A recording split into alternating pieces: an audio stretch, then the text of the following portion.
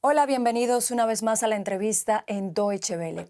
Mi nombre es Carol Guerrero, los saludo desde Berlín y hoy hablaremos de la crisis migratoria en el tapón del Darién. Se estima que este año más de 420.000 personas, en su mayoría de origen venezolano, han atravesado esa peligrosa selva que une a Colombia y Panamá con el objetivo de llegar a los Estados Unidos. Para hablar sobre esta crisis continental, nos acompaña el defensor del pueblo de Panamá, el señor Eduardo Leblanc. Señor Eduardo Leblanc, muchas gracias por acompañarnos desde Ciudad de Panamá. Hola, ¿qué tal? Muchas gracias a ustedes por este espacio. Señor Leblanc, ¿cómo se puede explicar este nuevo récord en el número de personas que han atravesado el tapón del Darién? ¿Han bajado la guardia las autoridades panameñas o las colombianas? Bueno, no, yo diría que efectivamente es un récord, no sé si para bien o para mal, son 430.000 personas aproximadamente en lo que vamos de este tiempo, un promedio de 1.000 y tantos, casi 2.000 personas por día, de las cuales 275.000 de lo que va por ahora son venezolanos. Yo creo que lo que, más que el tema de bajar algún tipo de la guardia es bien analizar qué está ocurriendo en Venezuela, qué está ocurriendo en Ecuador, en Haití, transcontinentales. Esperamos también con la lastimosa guerra o ataque que tuvo Israel y que lo que está pasando en Medio Oriente también hayan salidas de ese lado del mundo. Y lo que nos toca a nosotros es hacer un llamado a todas las naciones del mundo a que nos apoyen en este tapón del Darién, donde ya han pasado un aproximado de casi el 10% de lo que sería un poco más de la población de Panamá. Imagínense la cantidad de personas que han pasado en el Darién hasta la fecha. Hace algunas semanas, señor Leblanc, el gobierno de Panamá confirmó que estudiaba la posibilidad de cerrar la frontera con Colombia. ¿Ya se ha tomado alguna decisión definitiva al respecto? Bueno, esos eran rumores más bien, pero lo que tengo que indicar es que la frontera con Panamá y Colombia es una frontera selvática. No hay un puesto fronterizo como el que pueda tener las naciones o el que tenemos, por ejemplo, nosotros con Costa Rica. Es un puesto selvático. De hecho, no hay una aduana, no hay una migración, sino cuando ya llegas a cierto punto. eh, por lo cual, la persona migrante que sale de Necoclí, de Capurganá, y se adentra a la selva, donde llega en primera instancia son a poblaciones panameñas, donde si Panamá, y lo hablo como panameño, decidiéramos devolver, estaríamos doblemente vulnerando el derecho, porque tendría que regresar a la selva y pudieran ser objetos de vejámenes, crímenes, de lo que ya están ocurriendo en la selva, producto de las bandas criminales que ahí se encuentran también de ambos países y de los que más o menos lideran este tipo de temas, ¿no?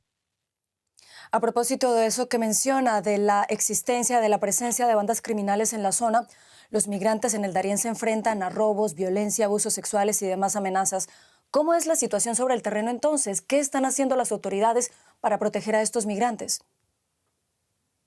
Bueno, nosotros como Panamá, después de 1989, de la invasión y de la época militar, no tenemos militares, pero tenemos una fuerza de policía bastante entrenada y armada, y estamos cuidando nuestras fronteras y el tapón del Darién. Y es de ahí donde la Defensoría del Pueblo ha entrenado en temas de derechos humanos para el tratamiento a estas personas, y también lo que estamos solicitando, y es lo que hacemos en estos espacios internacionales, es hacer un llamado respetuoso al presidente Petro para que nos apoyen la seguridad con el ejército colombiano para poder combatir a estas personas de mal vivir, los cuales atracan, violan y matan también a personas que están en el camino.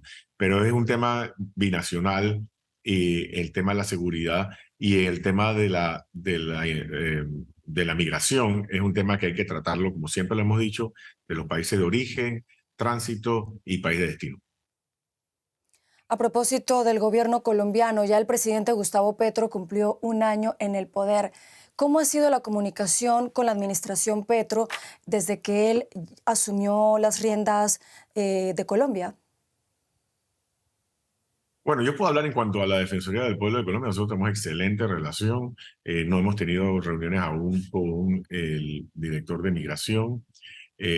Panamá y Colombia se han estado reuniendo. Sin embargo, nosotros que somos una institución de derechos humanos y que somos autónomas, los gobiernos centrales, lo que sí hacemos es el llamado en conjunto y lo hemos hecho, firmamos una declaración tripartita, perdón, conjunto con Costa Rica, para que los tres gobiernos, Costa Rica, Colombia y Panamá, se unieran y conversaran y tomaran acciones de forma tal que el paso, no solo por Darién, no solo primero por Colombia, porque Colombia entra por la frontera con Venezuela, la frontera con Ecuador, sino también ese paso por Darién y luego el paso por Costa Rica a través de Paso Canoas y siguiendo hacia Nicaragua, sea más expedito y más humano.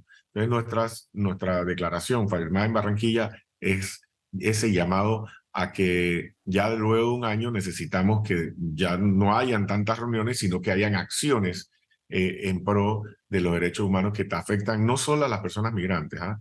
Eso es importante, sino también a las comunidades receptoras que también son afectadas por su desculturalización, por exceder en 10, 20, 100% sus capacidades. Estamos hablando de poblaciones de 200 personas donde hoy en día pueden haber 2.000, 2.500 personas adicionales a su vivienda. Es decir, el agua se escasea, el tema sanidad es una problemática grande, el tema de la basura, la inasistencia de los niños a la escuela producto que van a trabajar para ayudar a las personas migrantes o las niñas, el tema de narcotráfico, el tema de seguridad. O sea, es un componente humano que sí, que hay que llevarlo y apoyar a las personas que están en contexto de movilidad, pero también a las poblaciones de acogida o de tránsito.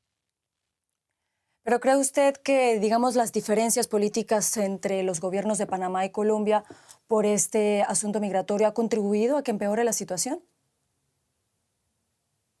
No, yo creo que, mire, que creo que ha empeorado la situación en las políticas económicas, sociales y políticas de otros países de donde se origina la migración. La migración, no podemos satanizar la migración.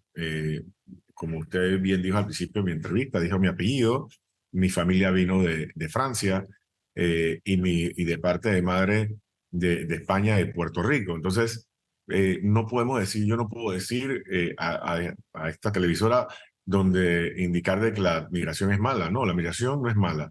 Lo que es malo es las razones por las cuales yo tengo que emigrar, no exactamente buscar una nueva oportunidad de vida, sino también es que estoy huyendo de mi país porque mi país no me satisface mis derechos humanos y mis condiciones económicas, sociales, culturales, ambientales, porque también hay una barrera ambiental y que eso me hace dejarlo todo e ir caminando. Eso es uno. El dos es que las personas que se aprovechan de la migración, donde venden supuestos paquetes turísticos o cobran por las lanchas cuando los dejan varados en playas inhóspitas en Panamá o en playas en Colombia diciendo que ya llegaron a Panamá. Entonces, yo no digo que hay un tema de relación comercial, lo que pasa de política, lo que pasa es que tenemos que ver también es el origen, qué está pasando en Ecuador con la violencia, el tema del narcotráfico, el tema de Venezuela, hasta cuándo vamos a ver eso. Tenemos que analizar si efectivamente el bloqueo económico ha funcionado o no ha funcionado.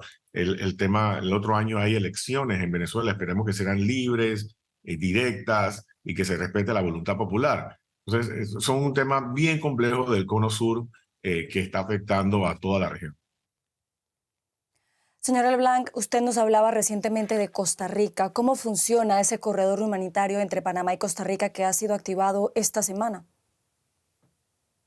Sí, excelente pregunta. Miren, para comprender un poco, las personas cuando salían de la selva llegaban a la estación de recepción de migrantes de Panamá, donde se le da, y todavía llegan, ¿ah? Se le da auxilio médico a través de Médicos Sin Fronteras y también a los ministerios de salud y instituciones gubernamentales, Cruz Roja Internacional, y luego descansaban unos días, pagaban un bus, los llevaban a otro punto que se llaman los planes de Hualaca, cercano a la frontera con Costa Rica, donde igual bajaban, se daban alimentación por parte del gobierno, de las ONGs, las instituciones de derechos humanos como nosotros, le apoyamos y de ahí salían otro bus para ir a la frontera, para agarrar otro bus hacia Nicaragua. Entonces, eso pasaban dos cosas. Uno, el tema económico, el impacto económico hacia personas migrantes, y dos, que entre más paradas hacen en pueblos, pueden ser más objeto de algún tipo de hurtos,